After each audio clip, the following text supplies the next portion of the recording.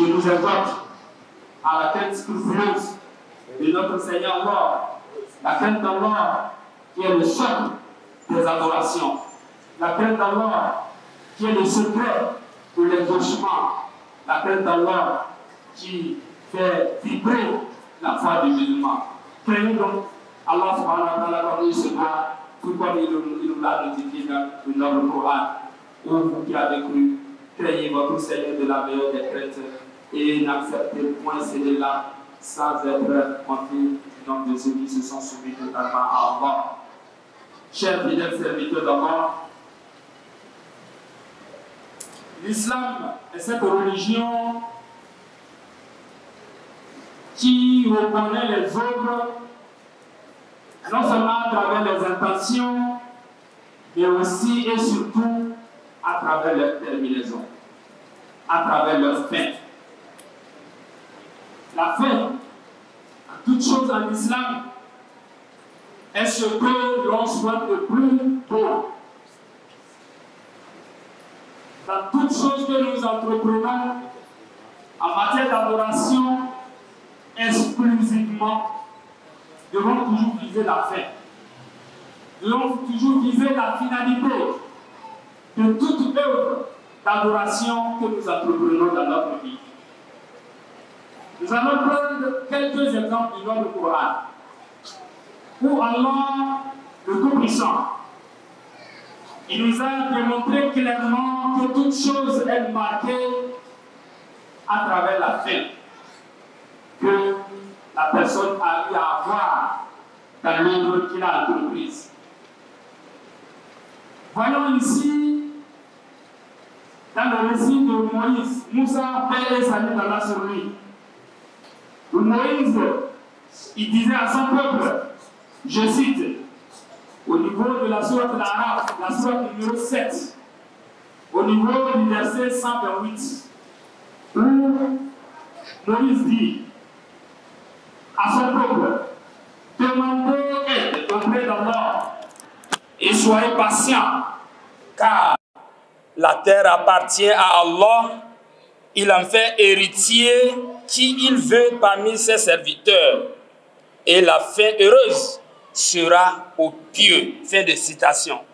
Coran, sourate 7, verset 128. Un second verset.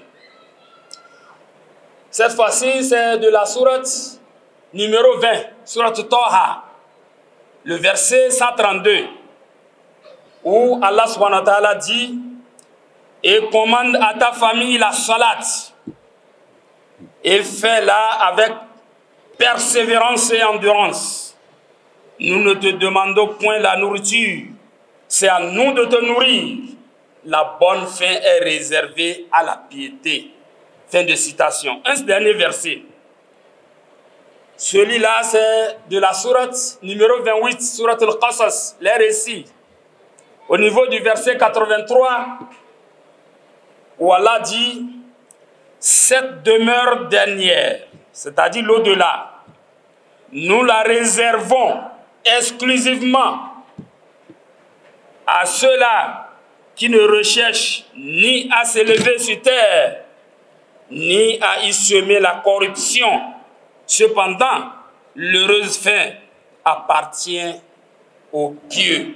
Fin de citation. Voilà 3 versets dans le Noble Coran qui démontrent clairement que dans toute chose, c'est la fin qui compte. Que Dieu nous donne de bonnes fins. Le prophète Mohammed sallallahu alayhi wa sallam, dans plusieurs de ses hadiths, a aussi martelé cela. Nous allons prendre un seul et ensuite donner des exemples pour que nous puissions être dans le bain de ce sujet-là qui consiste à ce que nous veillions à la bonne fin dans toutes choses. Le prophète dit sallallahu alayhi wa sallam, dans le hadith recueilli par Al-Bukhari, Al-Bukhari a recueilli ce hadith dans son recueil des authentiques. Il dit, les œuvres ne sont rétribuées que par leur fin. Les œuvres ne sont rétribuées que par leur fin. Hadith numéro 6308 dans le recueil de Al-Bukhari. Fidèles adorateurs d'Allah, Nous allons prendre deux exemples, tout simplement, pour édifier tout ce qui est en train d'être développé. Le premier exemple, nous n'allons pas chercher loin. Prenons tout juste l'invocation que nous faisons. Le doigt qui est considéré comme le cerveau de l'adoration en islam. Ad-doigt mukhul ibada. Le doigt, l'invocation d'Allah, c'est le cerveau même de la religion en islam. Regardons dans les articulations de notre prière ou en autre adoration, où est-ce que la prière, l'invocation intervient? L'invocation, ça intervient à quel niveau? Nous allons prendre quelques exemples de cette série-là avant de prendre le second exemple. Alors, si nous prenons la prière, nous y sommes actuellement. Au cours de la prière, où est la partie dans laquelle on est concentré en invocation. Et c'est même recommandé que de prier dans cette partie-là de la prière. C'est dans le tashahhud, dans le attahiyat lillahi que nous faisons avant de mettre fin à notre prière. Il est recommandé aux musulmans d'invoquer Allah au niveau du dernier tashahhud, si tel est que la prière a plus que 2 rakats. Mais pour la prière de Jumu'ah comme celle-ci, le tashahhud, le seul que nous allons faire, dedans il y a l'invocation que nous devons insérer dedans. Donc c'est la fin. À la fin de la prière, que l'invocation intervient pour que nous soyons concentrés et que nous soyons vraiment, nous soyons émerveillés par cette adoration-là, tout en ayant notre espoir sur notre Seigneur de nous exaucer. Ça, c'est le premier exemple, pour le premier point. Le second exemple, tout à l'heure, le muezzin appelé. Nous avons répété tout ce qu'il a dit jusqu'à la fin. Alors, quand est-ce que nous avons eu droit à la prière? Quand est-ce que nous avons eu droit à l'invocation? C'est juste après qu'il ait terminé l'appel que nous avons prié, nous avons fait la prière qui est instaurée là. Allahumma rabba hadhihi da'wati tamma wa salati al-qa'ima jusqu'à la fin. Ça, c'est le deuxième exemple dans ce premier volet-là. Un troisième exemple. Nous sommes aujourd'hui le vendredi.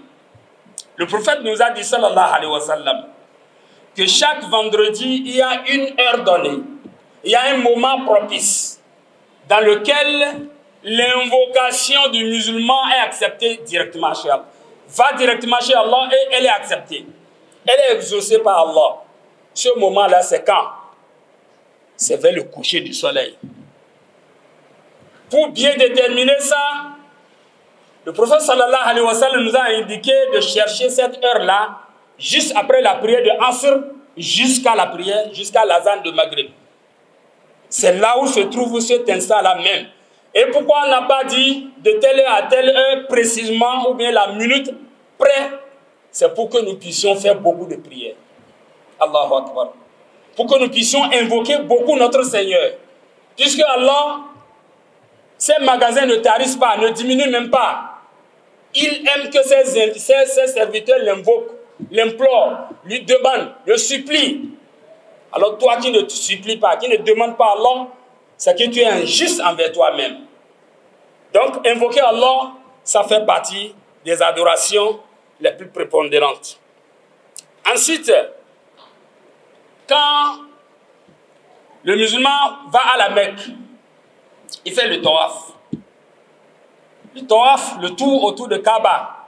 Le fait de circuler autour de la Kaaba, on fait cela et à chaque fin d'un seul tour, on doit faire une invocation.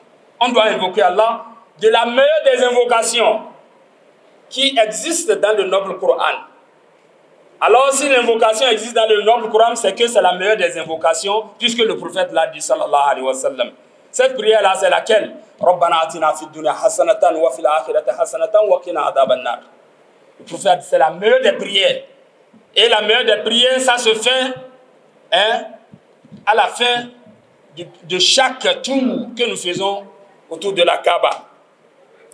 Si nous prenons un autre exemple, la lecture du noble Coran. Nous sommes dans le mois du noble Coran pour invoquer intensivement Allah subhanahu wa ta'ala à sa lecture du Coran. Ce n'est pas au début, ce n'est pas au milieu, mais c'est à la fin. C'est pourquoi dans presque tous les Corans, toutes les éditions de Coran que tu vas voir, tu verras Dua Khatim al-Quran. Dua Khatim al-Quran. L'invocation de fin de lecture du Coran. On ne met pas ça devant. On ne met pas ça au début, non. C'est toujours à la fin. C'est pour marquer que la fin là est très capitale et nous devons tailler beaucoup d'importance à la fin de toutes choses dans nos adorations.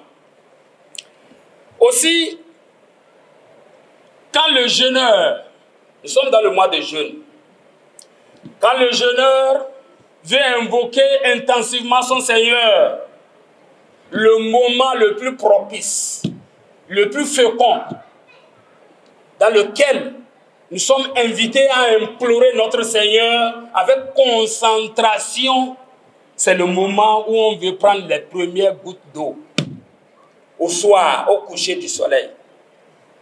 Au moment où on veut rompre le jeûne. C'est pourquoi, mon frère, ma soeur, il ne faut pas être trop précipité.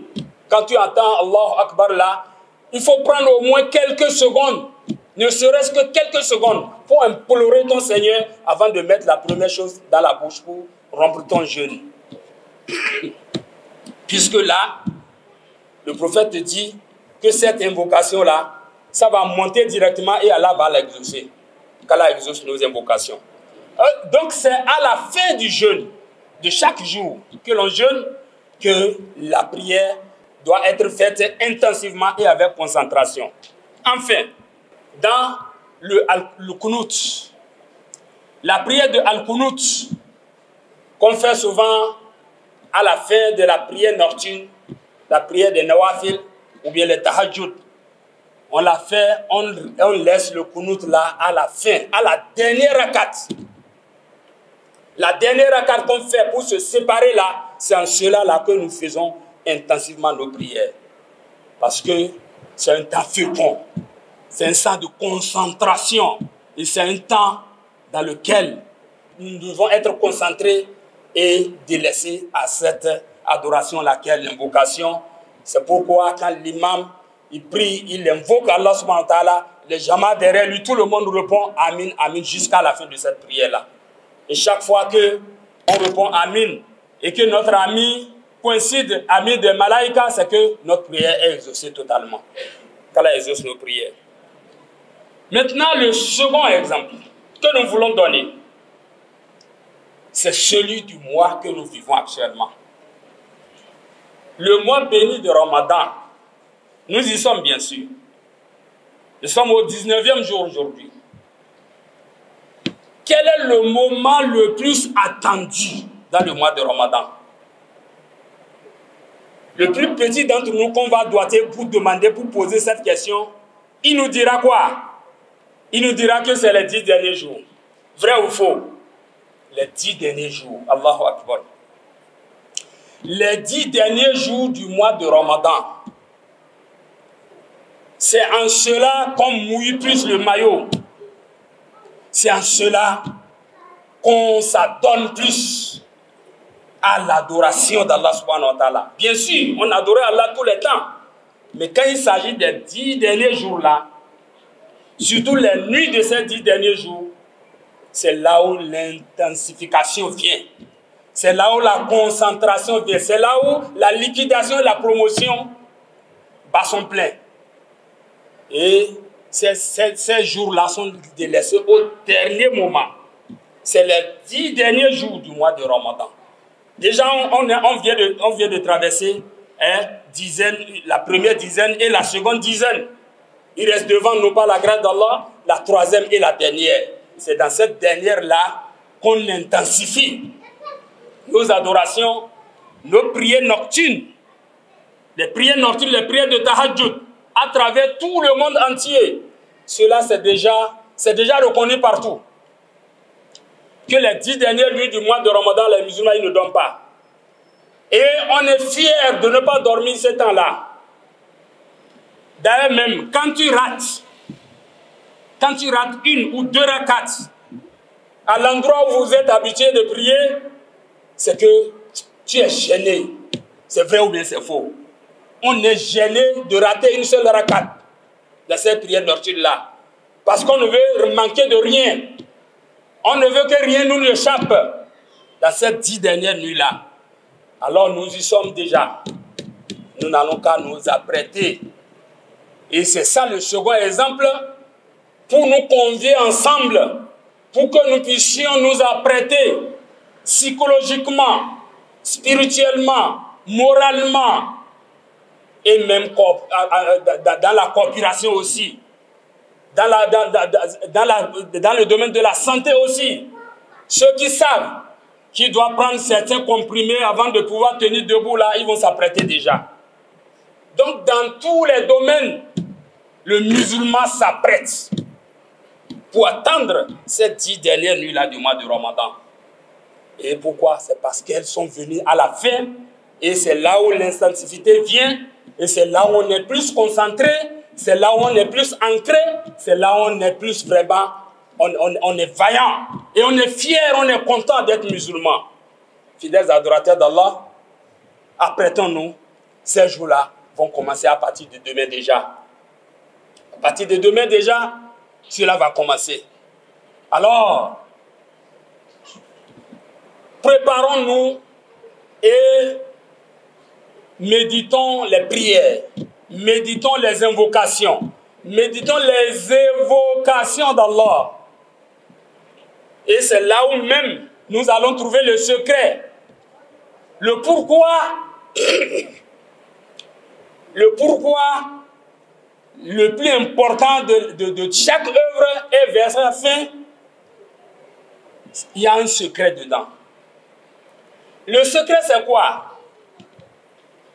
Le secret c'est que on a commencé l'adoration. L'adoration qu'on a commencé, on l'adresse à Allah subhanahu wa ta'ala. Et quand on adresse notre adoration à Allah, on essaie de l'évoquer. On évoque les noms d'Allah subhanahu wa ta'ala. Regardez le début de la prière. La première chose là, sourate qu'on lit dans la prière, c'est sourate al-Fatiha. Qu'est-ce qu'on dit au début de la sourate al-Fatiha? On dit quoi? Alhamdulillahi Rabbil Alamin. Alhamdulillahi Rabbil Alamin, qui veut dire louange. La louange sont à Allah, le Seigneur de l'univers. Quand tu dis ça, c'est que tu as évoqué Allah subhanahu wa ta'ala. Ici, ce n'est pas une invocation, mais c'est une évocation. Tu as évoqué Allah. Tu l'as glorifié. Tu l'as cité de comment on doit le citer. Tu lui as fait éloge. Tu as dit à Allah subhanahu wa ta'ala ce qu'il veut entendre. Alors tu es en train d'attirer l'attention d'Allah vers toi pour qu'à la fin, quand tu vas aller vers la fin de ton adoration, que Allah soit prêt à t'exaucer en même temps. Puisque tu as déjà fait les préalables. L'adoration fait partie des préalables que l'on fait avant de venir à invoquer Allah subhanahu wa ta'ala. Voilà le secret. Toute adoration que l'on fait, c'est que nous faisons des avancements. Nous faisons le préambule. Nous faisons l'introduction. Pour en finir avec quoi? Pour en finir par l'invocation elle-même, qui est le cerveau de l'adoration en islam. Donc voilà comment le cheminement est fait. C'est pourquoi en toute adoration, le musulman doit toujours évoquer Allah. C'est pourquoi le prophète Mohammed, sallallahu alayhi wa sallam, quand il veut commencer par invoquer, il commence d'abord va glorifier son Seigneur. Ya Dhal Jalal wal Ikram, Ya Rabb as-samawat wal ard, wa Ya Dhal Arsh al-Azim. Il amène d'abord des mots de glorification d'Allah subhanahu wa ta'ala avant d'entamer maintenant l'invocation elle-même pour que les ossements soient au rendez-vous, Inch'Allah. Adorateurs d'Allah, pour finir, c'est les paroles que l'on dit dans nos adorations, telles que glorifier Allah, faire éloge à Allah, évoquer les noms d'Allah, le citer de la meilleure qui le convient la plus. Tout ça là d'un côté, et aussi les gestes que nous faisons. Il y a le langage parlé, c'est ça, c'est de ça qu'on a parlé maintenant. Maintenant, les articulations dans notre prière, par exemple. Quand on dit Allahu Akbar, on soulève les deux mains. Ça, c'est une glorification. Tu as glorifié Allah. Regardez un peu les soldats là, quand ils veulent respecter les supérieurs hiérarchiques, ils font quoi? Ils font quelque chose de pareil. Donc nous glorifions Allah en levant les deux mains comme ça au takbir al-ihram. Et dans les levées, dans les va-et-vient, nous glorifions Allah. Quand nous nous courbons à la génification là, c'est une glorification d'Allah subhanahu wa ta'ala dans ce geste là. C'est pourquoi quand on tient les deux genoux, avec les deux mains, on dit Subhana Rabbiyal Azim. Le majestueux. Oh, tu es pureté à toi, toi le majestueux. C'est ça, tu glorifies Allah. Au sujoud, la partie dans laquelle le serviteur est plus proche de son Seigneur, dans toute adoration de prière, c'est quand il est au sujoud. Quand on est au sujoud, c'est qu'on se dit que nous là, on n'est rien. Nous là, vous et moi là, quand on est au sujoud là, on n'est rien, on est effacé totalement. Celui qui prévaut, c'est qui? C'est Allah. C'est pourquoi on dit Subhana Rabbiya al-A'la. Exalté soit-il, purifié soit-il, le Seigneur qui est le plus haut, alors que toi tu as gardé la position la plus basse de ton adoration, qui est la prière. Ces gestes-là aussi, ça signifie grand-chose en matière de glorification d'Allah subhanahu wa ta'ala. Donc les deux volets-là ensemble, réunis, ça constitue les avant-goûts pour que nous puissions à la fin maintenant invoquer Allah comme il se doit et espérer l'exaucement d'Allah subhanahu wa ta'ala. Et le prophète nous dit sallallahu alayhi wa sallam, chaque fois que tu veux invoquer Allah, il faut te dire, il faut être sûr que Allah va exaucer tes prières, tes invocations. Il ne faut pas douter, puisque Allah est capable. Rien ne peut le défier, il est capable de tout. Donc quand tu pries, il faut te dire que Allah, il exauce. Peut-être que l'exaucement va retarder, ou bien l'exaucement va t'effacer certains péchés, ou bien va te débarrasser certaines calamités qui allaient arriver à ton chemin. Tout ça là, ça fait partie de l'exaucement de nos prières, chers fidèles adorateurs. Donc c'est pourquoi on doit rester serein. On doit rester concentré dans nos adorations et vers la fin, on doit avoir cette concentration-là pour mieux invoquer Allah subhanahu wa ta'ala et nous prions qu'à chaque fois que Allah subhanahu wa ta'ala exauce nos prières et nos invocations.